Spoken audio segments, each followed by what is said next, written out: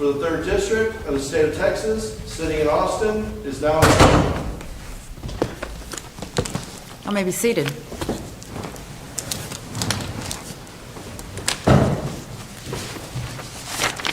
Good afternoon. Welcome to the Third Court of Appeals. My name is Gisela Triana. I'm the senior judge, and along with Justice Shari Kelly and Rosa Theophanis, we'd like to thank you for joining us this afternoon. A couple of housekeeping matters. Are we dividing the time 15:25? Yes, ma'am. Normally? Okay.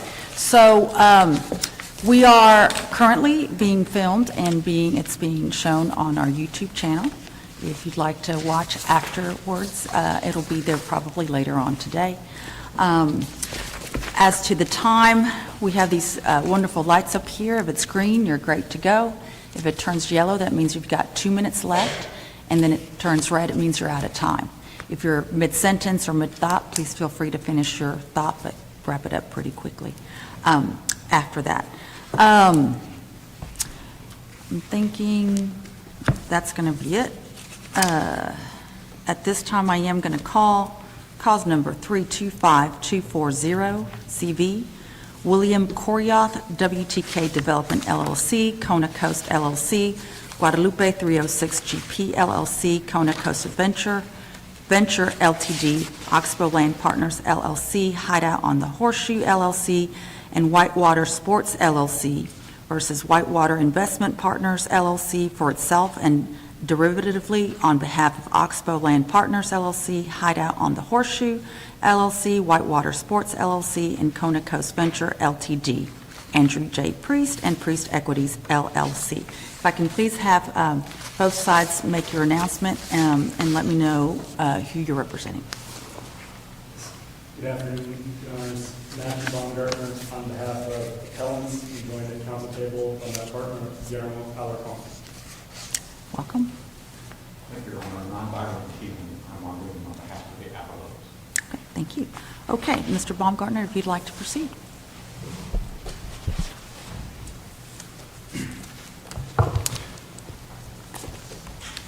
May it please the court. The trial court's injunction must be dissolved in full.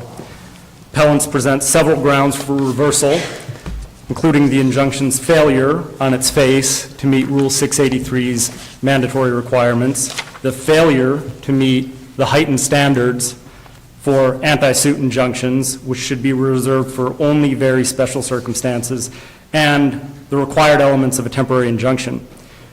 I would like to focus on the issue that is fully dispositive, presents a pure question of law, and on which this court's review is de novo, and that is the required element of a probable right to recovery or relief.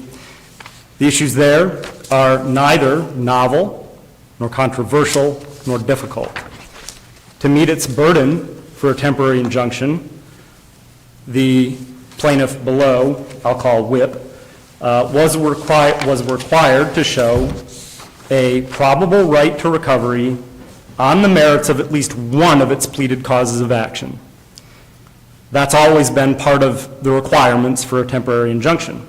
Within that element, in this case, the probable right to recovery or relief, this is a shareholder dispute. So often, in such cases, the very first question is, what does the shareholder agreement provide? What does it say? How does it allocate the rights and duties that are at issue?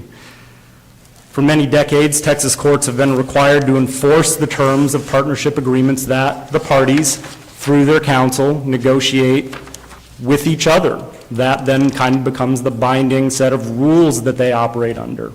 That's what happened here. This court has recently affirmed very similar provisions. The Dunster case comes to mind as one that we have here that would be entirely dispositive of the probable right to relief element. Now, why do I say that? At the time of the temporary injunction hearing, WHIP had pleaded only causes of action based on an alleged breach of that shareholder agreement that is utterly implausible. It's foreclosed entirely by the plain language of the contract, plus all the evidence, but one need not get there. And that's that Korioth did not let WIP into his independent real estate project. And that's what all of their causes of action that had been pleaded at the time of this temporary injunction said. They overpleaded it dramatically, but they all related to that. Separately from that, there was a pleading in Travis County that appellants here filed relating to a different set of facts and a different set of circumstances arising from WIP's music venue breach, what the contract actually prohibits. Those causes of action in Travis County were pleaded there because that's where they occurred, that's where all the witnesses are, and that, of course, is what the agreement actually said. Counsel, do you also plan to address the Rule 683 argument in your remarks? Certainly can. I think the briefing on that was extensive. If the court has any questions directed to 683, I'd be happy to answer. We could decide the case on that basis as well, right? You could, Your Honor. I think 683 is dispositive. You would have to go, I think, paragraph by paragraph to apply 683's requirements. I think each paragraph is woefully deficient under the specificity requirements and the requirement for explaining its rationale. However, I think one risk in stopping there is that, particularly if it's a form-based ruling, I think what's going to happen is the trial court is going to rewrite the injunction. You would still be left with a fundamentally defective injunction, because in every injunction, the required element, one of the required elements is a probable right to relief.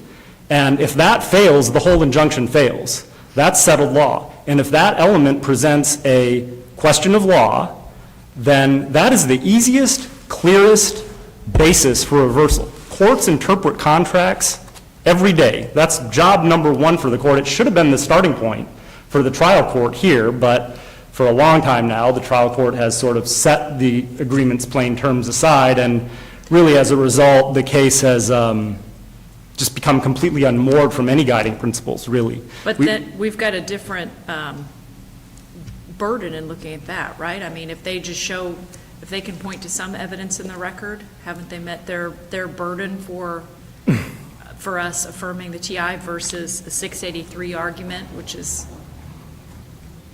analyzed differently? I don't think so in this particular case, because if you looked at just the pleaded causes of action in Comal County, that does really present a pure question of law. It starts and certainly can stop with the plain language of the shareholder agreement. So what was at issue at the time of this TI hearing was pleadings presented by WIP that, even despite the very clear language of this agreement that allows all the partners to conduct anything other than music venues independently and has multiple provisions for changing that agreement, must be done in writing, shareholder vote, et cetera. All of that really forecloses the underlying claims that were pleaded in the Comal County Court. There was no possible plausible construction of the contract that could support a probable right to relief. So your burden there is de novo. That is a pure de novo review. You don't have to reach the evidence. We briefed it. It's all uncontroverted. The partners, time and again for years, said this contract remains true, correct, and complete. And of course, the other side did at least 10 that we know of. We've had trouble getting discovery, but at least 10 that we know of other independent real estate deals. So it's not even the right kind of case for changing a contract by conduct or implicitly. But you can stop on the pure question of law on probable right to relief, because that's what they had pleaded. And that was by choice. That was by litigation strategy choice by them. They knew there were pleadings on file in Travis County relating to music venues. And that, Justice Kelly, is where they say, I think this is where their only attempt to say there are competing fact issues. There's some evidence in the record. That's on the music venue breach, which was only pleaded in Travis County. They say, although it's meritless, geez, I didn't know they were really music venues. Well, of course you did. Multiple emails showing that you did. The seller, the manager all testified that they were music venues. Kendrick Lamar and Cage the Elephant played there. There was a video of it. And crowd surfed, right? Did They- somebody crowd surf? I read that. That was, I tried to find a way to put that video in the brief, but hopefully you found it. But that claim, which wasn't pleaded in Kamal County, only in Travis County that they, admittedly tried to stop having to go to, or prevent themselves from having to go to Travis County. They wanted to stay very much in Kamal County, which is why they sought an anti-suit injunction. The music venue dispute and those facts, if they are conflicting or competing, which they're not, those are only in Travis County. They weren't here. And so on what's before the court is what was pleaded. They were here. They were here. Sorry, yes, they were.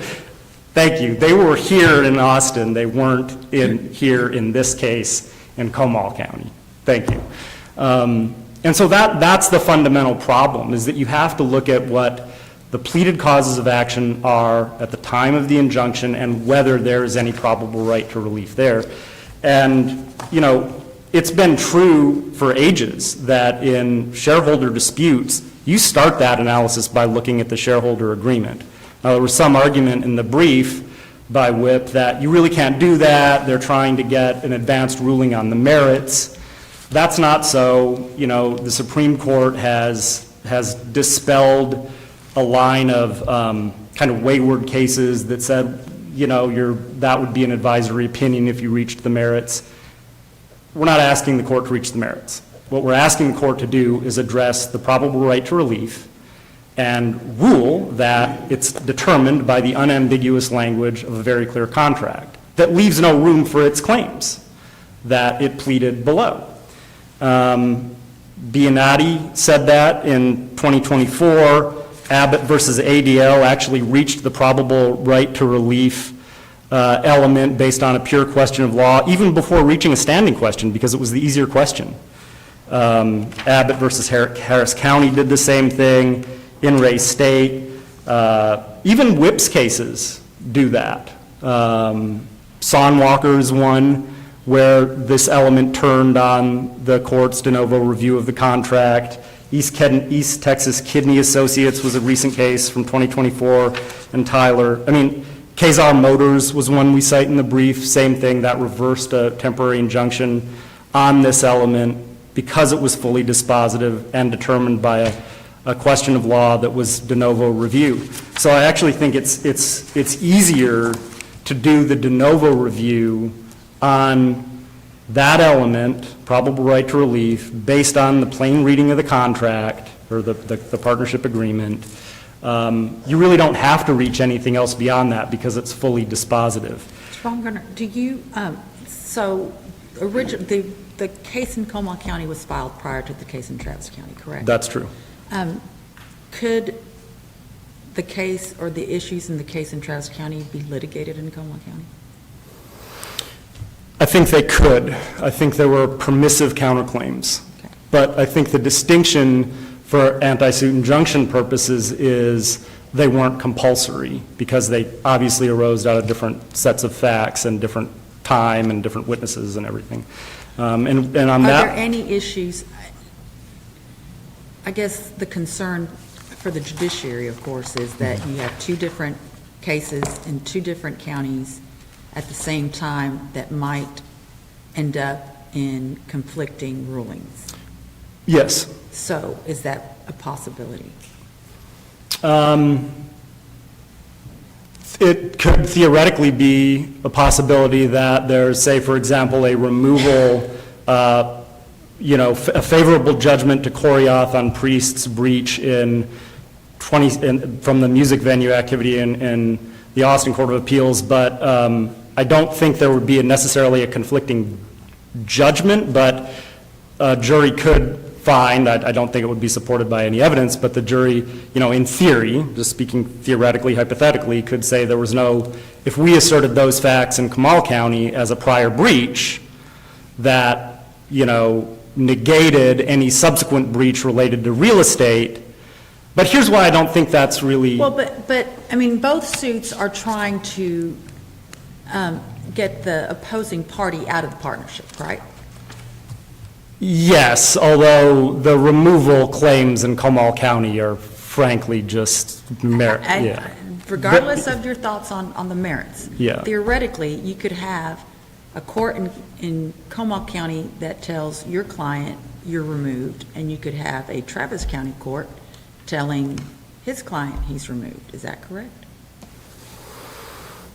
In theory, it could end up that way, but what's important for anti-suit injunction purposes is, and the courts are very clear, that the possibility of conflicting judgments. You can't enjoin another court to avoid the possibility of conflicting decisions or to discourage duplicative litigation. That's been very clear in the courts. And so the way to deal with that problem, and the reason why the court's anti-suit injunction was wrong here, the way to deal with that possibility, and this stems from comedy and a lot of other concerns, is you go to the second filed suit and ask for a plea and abatement. That's the required procedure. You don't go to the first filed suit and say, enjoin that other court from doing anything. And that's one of the reasons. That certainly requires reversal of the anti-suit injunction provision here. And, you know, in the record, we made this argument to the trial court. The trial court was confused about whether it was even granting an anti-suit injunction about Travis County. After some extensive argument, it decided that it was, initially said it wasn't. And you know, we said that's improper. They need to go file a plea and abatement in Travis County. And they said on the record, well, we're trying to avoid having to do that. That's why we want you to just enjoin that other court. And she said, okay, that's improper. That you only enjoin other courts if those other courts are doing something extraordinary. I mean, courts say that's got to be based on unique circumstances. One of Whip's cases, Encore out of El Paso, and that arose out of a situation where a Dallas court was literally telling the parties not to follow orders from the El Paso court. We don't have anything like that here. We have a theoretical possibility of conflicting judgments, but certainly they don't meet the mandatory or compulsory counterclaims test because they don't arise out of the same transactions, circumstances. The two sets of facts are just not logically connected. One detail to ask, assuming that we did decide to look at the 683, so this subsection C talks about a duty to inform plaintiffs within 30 days. Yes. Is that provision moot? No, it's not at all moot. In fact, not at all. They haven't disavowed it. The trial court hasn't removed it from the injunction. There's still a pending motion to enforce it. They told the court in their brief that they had removed the request for sanctions related to that provision. 3 days later, filed a motion where they seek sanctions. It's not moot at all.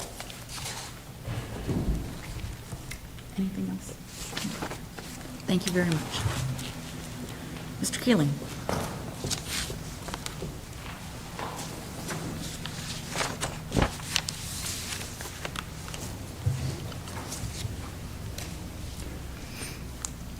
May it please the court. The appellant spent a lot of time in their briefs and even here today arguing the merits of summary judgment motions that they lost in the trial court and that they unsuccessfully tried to permissibly appeal. This is a TI appeal. By longstanding tradition, a temporary injunction is not a ruling on the merits. The very purpose of a temporary injunction is to preserve the status quo pending a trial on the merits. The appellants rely on the Texas Supreme Court opinion in Binati to argue that the merits can't be altogether ignored, and that's true. But the court in Binati went on to say at head notes 15 to 17 that it still wasn't changing the fact that a temporary injunction is not a ruling on the merits. The question on a TI appeal is never whether the applicant will win on the merits. It's just a question of whether the applicant is entitled to preserve the status quo. And this is a classic case for a temporary injunction. While this case was pending, and after each side had sued the other, claiming a material breach of the partnership agreement, Mr. Koryoth engaged in self-help to declare unilaterally that WIP was no longer a partner and no longer entitled to any of the benefits of the partnership. And not surprisingly, WIP asked for a temporary injunction to leave it in place as a partner and to preserve the status quo, to not eliminate the very subject matter of the dispute before the merits could be resolved. The trial court did not abuse its discretion in granting WIP's requested injunction. And at the outset, I have to quibble with the idea that any part of this analysis is de novo. It's not. Even the cases that Mr. Koryoth relies on say over and over and over again, this is a matter of an abuse of discretion, and it's subject to the usual standard of review for an abuse of discretion, including the fact that this court won't substitute its own judgment for that of the trial court.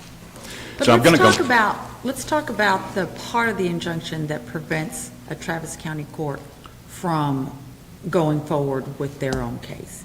Why didn't y'all just ask for an abatement in Travis County? Well, it's absolutely true. We could have asked for an abatement in Travis County. But as the court in El Paso noted in the Encore case, we did not have to. There is another way to do it. And the Texas Supreme Court in the Gibbons case recognized back in the 1970s, in a case that's still good law, that a Texas court may restrain another party from pursuing an action in a Texas court that creates parallel lawsuits that waste judicial resources.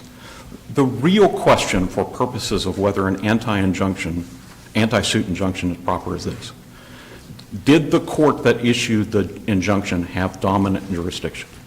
And here, unquestionably, the court in Comal County had dominant jurisdiction. A first file court has dominant jurisdiction not only over the claims in that court, but also over any compulsory counterclaims. From the beginning, WIP sued on a breach of contract claim for breach of the partnership agreement. As early as 2022, Mr. Koryoth had filed a counterclaim arguing, no, Mr. Priest and Priest Equities breached that partnership agreement first. They were the parties that created the first material breach. That's the same argument that they are making in Travis County.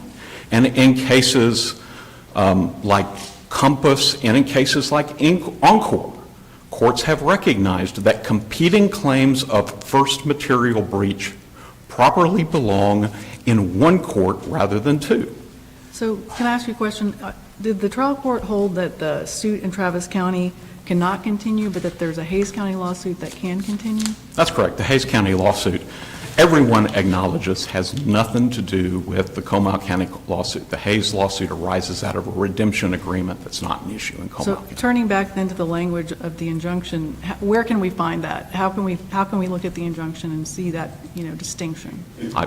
The injunction says on its face that the parties may not pursue the same claims in another court in Texas. And that's exactly what the Travis County case is. I mean, on its face, in Comal County, Koryoth is suing on a breach of the partnership agreement and is seeking declaratory relief to remove WIP as a partner. In Travis County, Mr. Koryoth is suing for a breach of the partnership agreement, asking for declaratory relief to remove WIP as a partner. The claims are identical. They may involve different facts, but that doesn't change the nature of the claim. And let's put it in this context. Let's put it in the Encore context. If the parties were allowed to put on all of their evidence of first material breach in both lawsuits, then by definition you have a waste of judicial resources. But If the But in looking at B, you said, okay, they can't bring the same lawsuits, but the order doesn't say same, it says same or similar claims. So how are they to know what is encompassed within similar claims to comply with Rule 683? Well, first of all, there's no quibbling with the word same. The parties know what that is, and they understood that. They asked for clarification on the record, and they got clarification on the record that the injunction does apply to the Travis County lawsuit. But the oral, can we look to, the oral explanation of what the judge thinks this means when we're evaluating under 683? Or are we bound by what the judge put in their order? Well, I think absolutely. This court can look to a clarification that was made on the record when the parties explicitly asked for it. And they asked for confirmation that it applied to Travis County. The court confirmed it does apply to the Travis County lawsuit. And again, from my perspective, I don't really have any problem with the word same or similar claims, even under Rule 683. Reasonable lawyers understand what same or similar is. This court and other courts across Texas have applied to those words routinely under the law to determine whether claims are subject to preclusive effect or whether claims really qualify as compulsory counterclaim. Those words are not difficult, and reasonable lawyers would understand them. And with that, I apologize to some extent for jumping back and forth, but let me go back to the Rule 683 issue because I think that's fairly important. The appellants try to parse particular words like similar, and suggest that those words in a vacuum are overly broad. Two things about that. First of all, the court in Livingston cautioned against that kind of approach and pointed out that an injunction has to be broad enough by definition to ensure that a party can't sidestep it and continue to engage in the conduct that's offensive in the first place. But the second thing about that is this court has recognized in Coney, the 14th District recognized within the last month in Musa. This court has the authority, if it wishes, to modify the injunction and excise, if necessary, any language that it finds to be overly broad and still preserve the remainder. So in that light, paragraph A is pretty clear on its face. It bluntly says, don't remove WIP as a partner while the case is pending. Leave WIP as a partner for the duration of this case. Mr. Korioth himself testified at the TI hearing. He knows what it means to treat WIP as a partner. As the controlling person for the general partner, Mr. Korioth has been doing exactly that for 11 years. He knows how to distribute revenues. He knows what issues require supermajority consent. This is not complicated. So in response to their argument about purporting to remove, one solution would be just striking that we strike purporting to remove from that. You could, but again, I don't really have any trouble with that language, and here's why. I imagine you don't have trouble with any of the language in the order, right? I'm pretty reasonable. But this came about because of a removal letter, a letter in February 2024 that Mr. Korioth's lawyers say is effective immediately. They say it immediately has the effect of removing WIP.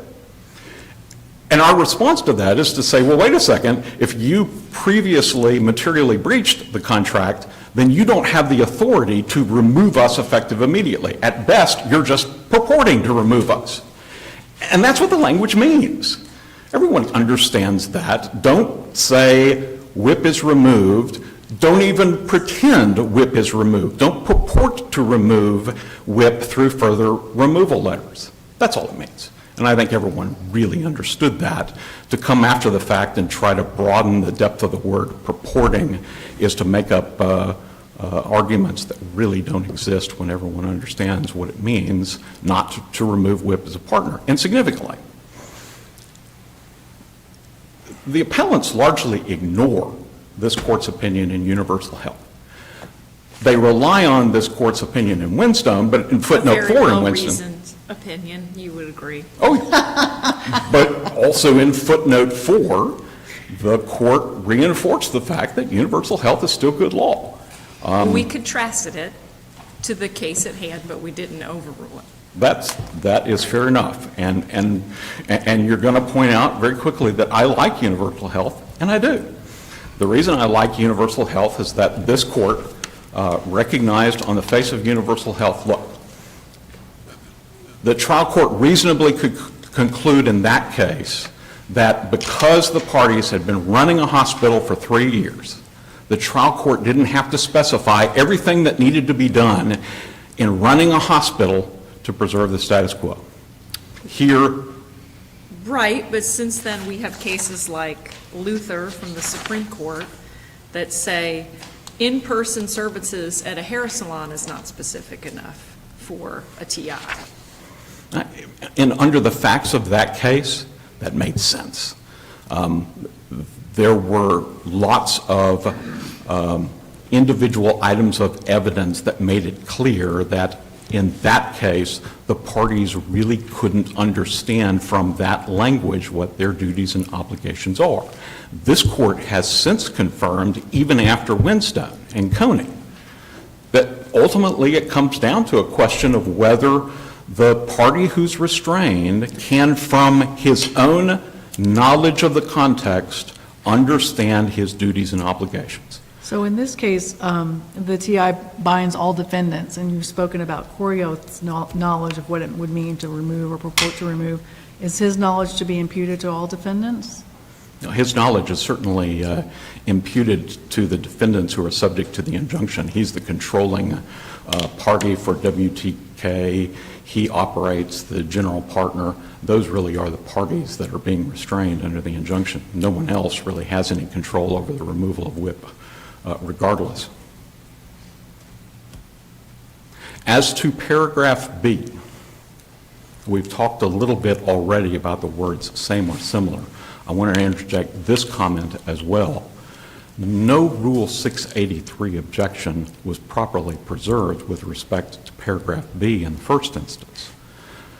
This court in DHBJ, I'm not going to get those initials correct, but this court has continued to recognize that a party must properly preserve a Rule 683 objection in the trial court, and there's a good reason for that.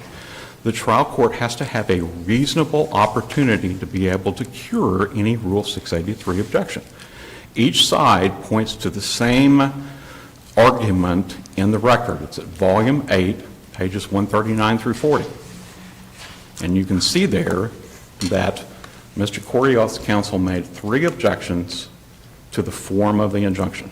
The first one's not an issue. It hadn't been raised in this appeal. The third one is the objection to the anti-suit injunction component of this appeal. And the second objection was a Rule 683 objection that was tailored specifically to paragraph A. Nowhere on pages 139 or 40 does counsel in any way argue that paragraph B is defective, nor does counsel give the trial court a reasonable opportunity to cure any Rule 683 objection to paragraph B. This court has continued to recognize in cases like Polston v. State in 2022 that Rule 683 objections need to be preserved. I acknowledge that other courts have held differently. This court has acknowledged that as well, but it's still the rule in this court. Now, as for the probable right to relief, the Texas Supreme Court in Bonatti said that a probable right to relief is just that, probable, not definitive. And the standard is merely whether there was some evidence. It is good, right, and appropriate for a trial court to conclude in cases where there is competing evidence that a jury is the right party to determine the outcome of the issue on the merits. And it is good, right, and appropriate for a trial court to conclude that in the meantime, the parties should be restrained from interfering with the very subject matter of the lawsuit and defeating what the parties are arguing about until there is a trial on the merits. At the 4-day temporary injunction hearing, the issue that was litigated at length in front of the trial court was simply who first breached the partnership agreement by investing in a music venue. And significantly, in that 4-day hearing, much evidence was offered without any objection on that issue, going both ways. The issue was tried at length by consent. When Mr. Korioth first raised the issue in the trial court, Mr. Korioth relied very heavily on City of Austin permits that allowed the Monkey and Rooster to conduct business as music venues. Those same Austin city permits, which are also in evidence, allow the Hangar Lounge to conduct business as a music venue. And Mr. Korioth's investment in the Hangar Lounge long preceded Mr. Priest or Priest Equities' investment in the Monkey and Rooster. And, that's ultimately what the trial court was faced with, competing evidence as to who first invested in a music venue. You've heard counsel suggest, and counsel argued in the trial court in Comal County, well, our evidence is better. Our evidence is more persuasive. That's not the test. The test is simply whether there's some evidence.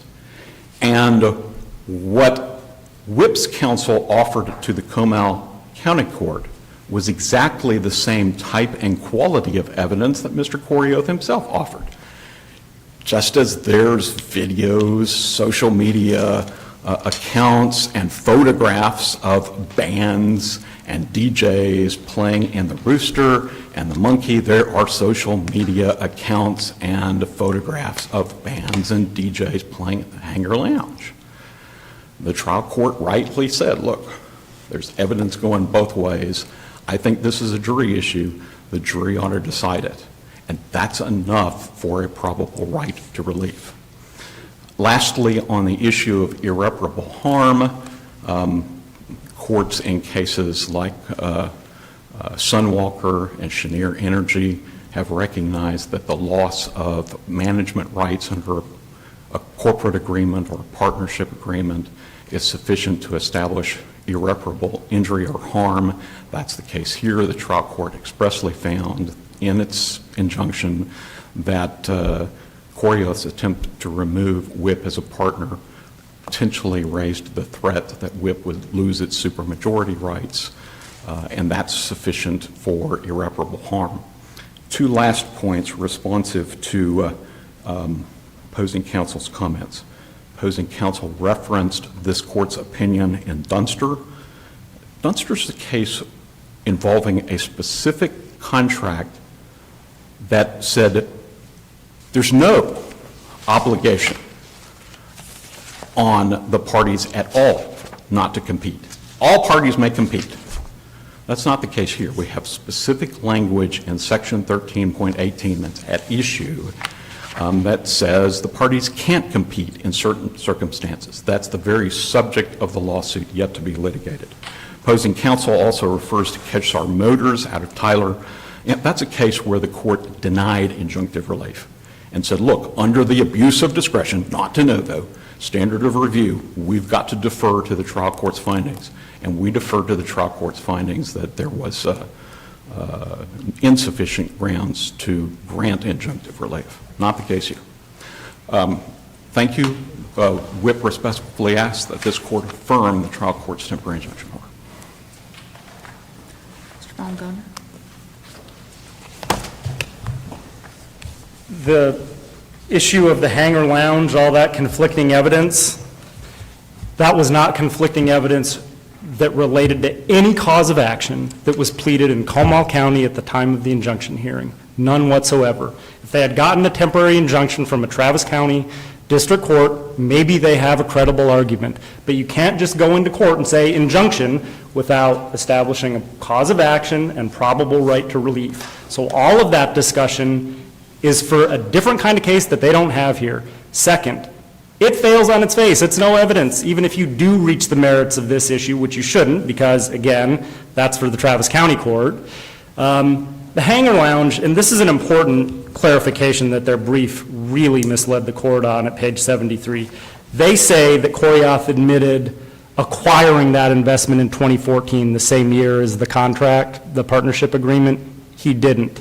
He acquired it in 2009 by giving his brother a small loan or investment to help get the cocktail lounge established. 2009. So their argument is a 2009 investment violated a 2014 corporate opportunity provision. That's no evidence, Your Honors. What's your response to the preservation argument as to B of the injunction? I think it's preserved. I mean, I presume you would argue that, but why? right, because we did argue that the injunction fails to meet all requirements on its face under Rule 683. We started out making a broad objection to the whole thing, and then we got into an extensive argument on the anti-suit injunction standards, right? But that doesn't mean that we're not also arguing 683B. I mean, we had an extensive argument about what does similar, same or similar even mean. In that discussion, the trial court said, I don't think this means the Travis County litigation. What do you think, Mr. Hall? And Mr. Hall said, well, actually, that was kind of the whole point. And the trial court then said, oh, okay. And then I said, Well, the trial court said this doesn't apply to anything in the past, right? which included Travis County. Yeah, so we argued that extensively. Did we say we object to the word same or similar as not specific enough under Rule 683? No, we did not say that. Is that required? No, it is not. There were pages and pages of argument about that. And also, context there, we got no notice. You know, you're entitled to notice on a temporary injunction. What's happened repeatedly in this case is that we end up arguing motions, including the temporary injunction, on no notice of what they actually want to argue. And that's just been an abusive process in this case throughout for the past 5 years. And we were actually told no argument. And we had to kind of press the court to make our objections on the record. But I think we did fairly preserve that through several pages of argument that the Travis County case was not the same or similar. I think I heard counsel say paragraph A is clear on its face. Paragraph A refers to rights, titles, privileges, ownership. That is not specific enough. In this case, they say all of those things. Rights, titles, ownership means things that aren't even written down in the contract, aren't even written down in the agreement. And they only put one agreement that that provision even relates to into evidence. There's 3 other ones they didn't put into evidence. And they say those rights, titles, ownership means not just music venues as written, but some kind of real estate duties that they have flailed for years to say what that means. I mean, even in this brief, they're saying, well, the expanded definition, the automatically expanding definition of business, that means we know we pleaded for commercial real estate. We know we pleaded that for 4 years, but now we're retracting that. Only residential real estate. Why did they say that? It's a game of whack-a-mole. Because we pointed out that Mr. Priest has done multiple commercial real estate investments. And that sort of brings me back to the de novo point. The court's review of the company agreement is, of course, de novo. Abbott versus Harris County says that. That's in the brief. State versus Southwestern Bell says that's a de novo review. That's a 1975 case. There's nothing new here. East Texas Kidney Associates. Counsel said, don't look at Kazar. That was affirming the denial of injunction. East Texas Kidney Associates denied an injunction at the trial court, reversed on appeal based on plain language de novo review of a shareholder agreement. So the court absolutely can do that. And that's the easiest question before this court. It's fully dispositive. And all it takes is reviewing the contract, which, frankly, everybody could benefit from. They say don't do it because it's a merits question. No, it's a probable right to relief question. It might have ancillary implications for the merits, but 5 years later, a bankruptcy later, a foreclosure, a second company about to be disintegrated by this litigation, frankly, wouldn't be a bad thing. We ask that the court dissolve the injunction in full. Thank you. Thank you. This time, cause number 325240CV is submitted. Court's going to stand in recess, and we will be back at 2:30 to proceed with our second case.